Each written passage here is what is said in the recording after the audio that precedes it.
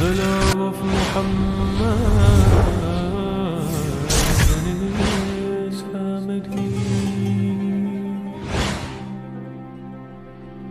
is my true religion,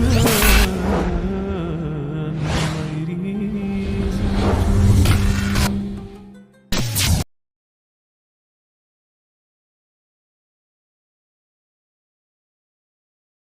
Anta barnaamijkeena waxaan ku soo qaadan doonaa ama ku saabsan yahay arrimaha sirdoonka. Waxaan ku soo qaadan doonaa hakintii nukliyeerka ee dalka Iran. Haddii aan guda galno barnaamijkeena 23 July 2011 afartii iyo bar galabnimo laba dablay ah oo mooto saaran oo marayay jidka lagu magacaabo Bani Hashim ee koonfurta magaalada Tehran ayaa qoryaha darandooriga u dhaca kala soo baxay jaakadaha hoostooda waxayna toogasho ku dileen nin aqalkiisa sii galaya. Kadibna waa ay marqeen intaysan boolisku imaan wax badan ka hor.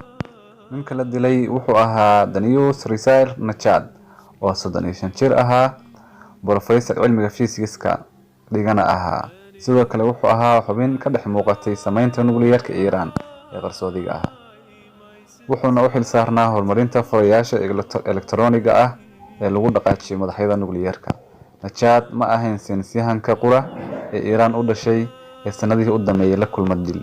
Rasmi ahaan Iran waxay sameynaysay nukliyeer nabadeed. Waxay sheegeen in dhaliyaha nukliyeerka ee Bushehr ee Ruushku uu gacan ka siiyay ay muhiim u tahay tamarta dalka.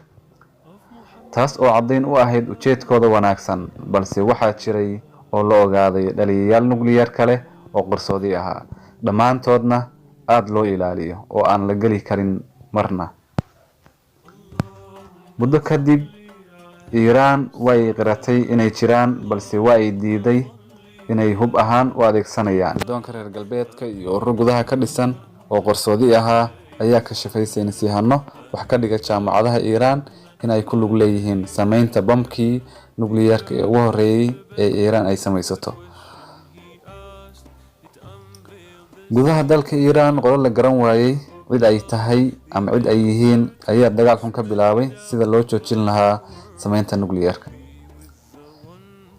29 November 7:45 aroornimo waqooyiga Tehran mooto ayaa gadaal kaga timi fatuuradii uu watay Dr. Majid Shahrawi, madaxa mashruuca nukliyeerka ee Iran.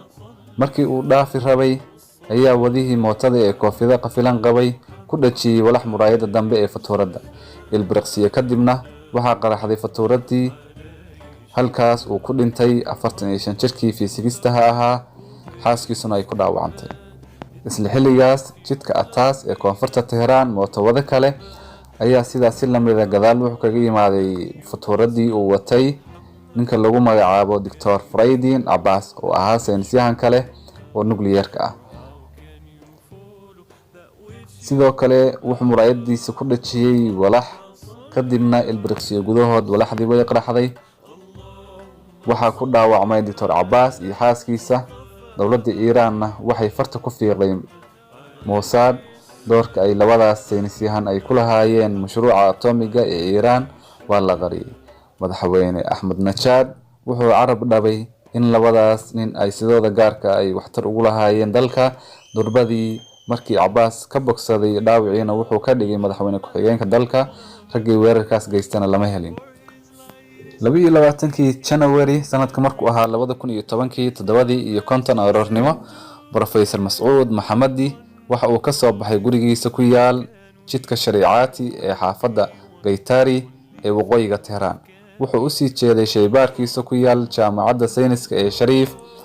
Markii uu damcay inuu gaarigiisa furo waxaa dhacay qarax weyn oo xaafadii deganayd ruuxay. Ciidamadii soo gurmaday waxay u yimaadeen gaariga oo burburay iyo Mohammadi oo cadcad u kala duulay. qaraxa uu ku dhintay wuxuu ahaa bam oo ay mooto meesha maraysay ay ugu xidhay gaarigiisa. Warbaahinta Iranna waxay sheegtay in sirdoonka Mossad ay ka dameeyeen arrintan. Mohammadi oo 55 jir ahaa wuxuu ahaa ku xeel dheeri cilmiga quantum physics, la taliyana wuxuu ka ahaa mashruuca nukliyeerka Iran.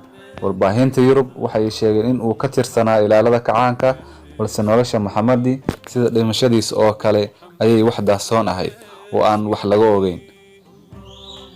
jaalayaashiisa qaar waxay sheegeen inuu aragti ahaan garaadkiisa ka dhiiban jiray balse ma uusan ku dhex jirin mashruuca ciidanka ee samaynta nukliyeerka. kuwa waxay yiraahdeen wuxuu la jiray kooxo dowladda ka soo horjeeda, wuxuuba ka qayb galay banaanbax dowladda looga soo horjeedo.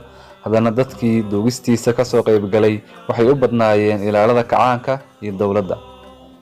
naxashkiisa waxaa siday ciidamada kacaanka. qoraal mar dambe soo baxayna waxay sheegayaan inuu lug weyn ku lahaa horumarinta nukliyeerka Iiraan. January 2007 Mossad ayaa ku dishay Dr. Ardashir Hussein sunno cashuuca ah. war ay qortay wargeyska Sunday Times ee laga leeyahay dalka Ingiriiska oo ay dhinaca Mareykanka ka soo xigatay, wuxuu sheegay in Mossad aysan ku fulin karin howlgalkaas oo kale gudaha Iiraan. Dr. Hussein uu u dhintay cabur kadib markii gurigiisa gubtay, shaqana kuma uusan lahayn mashruuca nukliyeerka. kadibse waxaa la ogaaday inuu ka shaqaynayay saldhig ku yaal Isfahan oo uraniumta ceeriinka loogu rogo gaas, kadibna gaaskaas loo adeegsaday bacriminta uraniumta. waad ku mahadsantahay daawashadaada. fadlan la soco qaybta labaad ee isla barnaamijkan iyo arrimaha sirdoonka oo ku saabsan hakintii nukliyeerka ee dalka Iiraan. waad ku mahadsantahay daawashadaada. fadlan sii share garay, subscribe na saar. السلام عليكم ورحمة الله وبركاته. بلا في محمد